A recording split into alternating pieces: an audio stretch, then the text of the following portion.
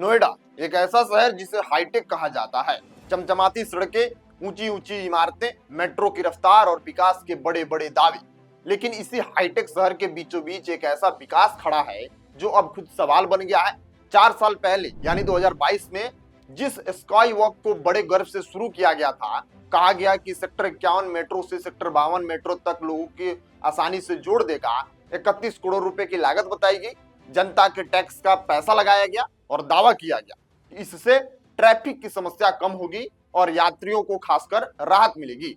लेकिन जब उद्घाटन का समय नजदीक आया, जब इसे अगले महीने ही जनता को सौंपा जाना था, तभी पता चला कि इस स्काई वॉक के बीचों बीच एक पिलर आ गया है। जी हाँ, एक पिलर जो अब इस पूरे प्रोजेक्ट पर सवालों का पहाड़ बनकर खड़ा है। अब सवाल सिर्फ एक पिलर का नहीं है, सवाल है सिस्टम का, सवाल है प्लानिंग का, सवाल है इंजीनियरिंग का भी और जवाबदेही का। और सबसे बड़ा सवाल, क्या जनता का पैसा यूं ही मजाक बनता रहेगा? क्या नोएडा जैसे हाईटेक शहर भी इस तरह की लापरवाही का शिकार हो सकता है? अगर यहाँ हो सकता है तो फिर देश के छोटे शहरों में क्या हो रहा होगा?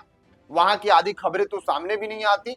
आज हम सिर्फ एक स्काई वॉक की बात नहीं कर रहे हैं, आज हम उस सोच की बात कर रहे हैं जो विकास के नाम पर सिर्फ घोषणाएं करती हैं लेकिन जमीनी हकीकत पर ध्यान देना भूल जाती हैं। 4 साल पहले जब स्काई वॉक की घोषणा हुई थी, तब इसे आधुनिक इंफ्रास्ट्रक्चर का प्रतीक बताया गया। इस स्काई वॉक को नोएडा अथॉरिटी की देखरेख में तैयार किया जा रहा था ताकि नोएडा मेट्रो रेल कॉरपोरेशन के सेक्टर 51 और सेक्टर 52 मेट्रो स्टेशनों के बीच सीधा कनेक्शन हो सके। कहा गया कि लाखों यात्रियों को फायदा होगा, रोजाना मेट्रो बदलने वाले लोगों को सड़क पार नहीं करनी पड़ेगी, समय बचेगा, सुविधा बढ़ेगी। लेकिन आज हकीकत यह है कि वही स्काई वॉक खुद एक अवरोध बन गया है। बीच में खड़ा एक पिलर सिर्फ कंक्रीट का ढांचा नहीं है, वह इस बात का प्रतीक है कि कहीं ना कहीं प्लानिंग में चूक हुई है। सवाल उठता है कि जब डिजाइन पास हुआ, जब ड्राइंग बनी, जब टेंडर जारी हुआ, जब निर्माण शुरू हुआ, तब किसी ने यह क्यों नहीं देखा कि बीच में पिलर की बाधा आएगी? क्या नक्शा ठीक से नहीं देखा गया? क्या सर्वे अधूरा था? क्या अलग अलग विभागों में तालमेल की कमी थी? या फिर सबको पता था लेकिन किसी ने ध्यान नहीं दिया? 31 करोड़ रुपए ये कोई छोटी रकम नहीं है।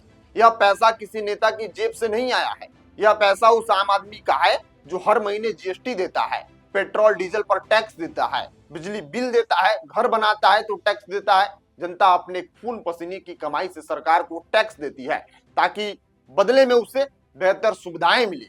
लेकिन जब सुविधा देने वाला प्रोजेक्ट ही खुद समस्या बन जाए तो सवाल उठाना लाजमी है। और सबसे बड़ा सवाल यह है कि आगे क्या होगा? अगर इस पिलर को हटाने के लिए स्काई वॉक का हिस्सा तोड़ा जाएगा तो फिर से निर्माण होगा, फिर से बजट पास होगा, फिर से पैसा खर्च होगा और आखिरकार नुकसान किसका होगा? जनता का, सरकार का नहीं होगा। क्योंकि सरकारी खजाना कोई जादुई बटुआ नहीं है, उसमें भी वही पैसा जाता है जो जनता टैक्स के रूप में देती है। यह मामला सिर्फ तकनीकी गलती नहीं है, यह जवाबदेही का मामला है। अगर इंजीनियरिंग में लापरवाही हुई है तो जिम्मेदारी तय क्यों नहीं होती? क्या किसी अधिकारी पर कार्रवाई होगी?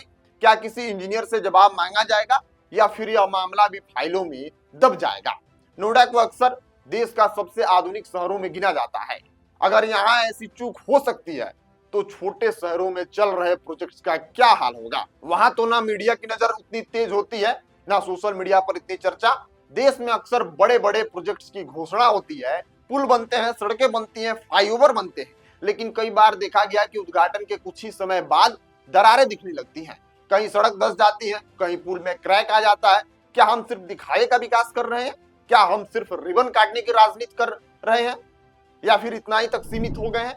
विकास का मतलब सिर्फ ढांचा खड़ा करना नहीं होता, विकास का मतलब है योजना, गुणवत्ता, जवाबदेही और पारदर्शिता।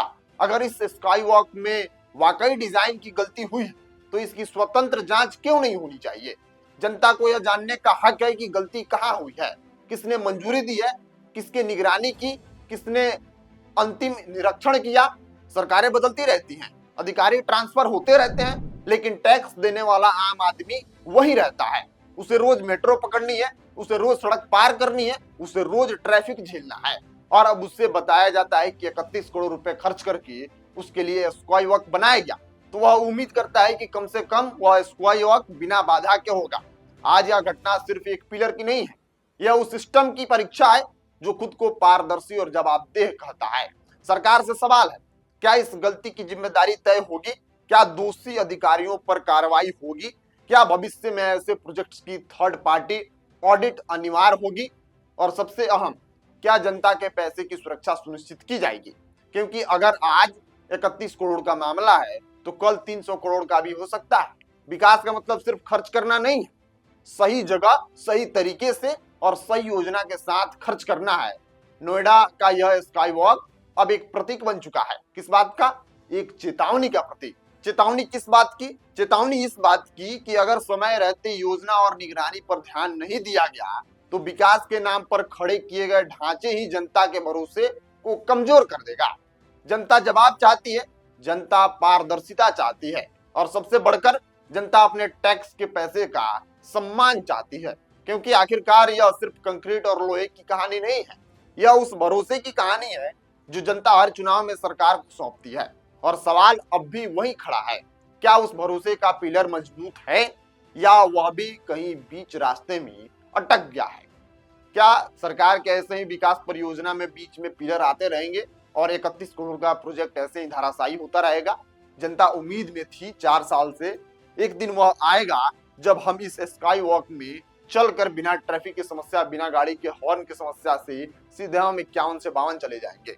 लेकिन जब यह जनता को सौंपने की बारी आई, उसी समय विकास में पिलर खड़ा हो गया। आप क्या सोचते हैं इस खबर से? आपको क्या लगता है कि यूपी गवर्नमेंट जो विकास के बड़े बड़े दावे करती है वो सच में धरातल पे उतरा है या फिर ऐसा ही विकास में पिलर आ जा रहा है? आप अपनी राय प्रतिक्रिया कमेंट बॉक्स में लिखिएगा। मिलते हैं आपसे अगले वीडियो में, तब तक के लिए आप बने रहिए नेक्स्ट पॉडकास्ट के साथ। बहुत बहुत धन्यवाद आपका।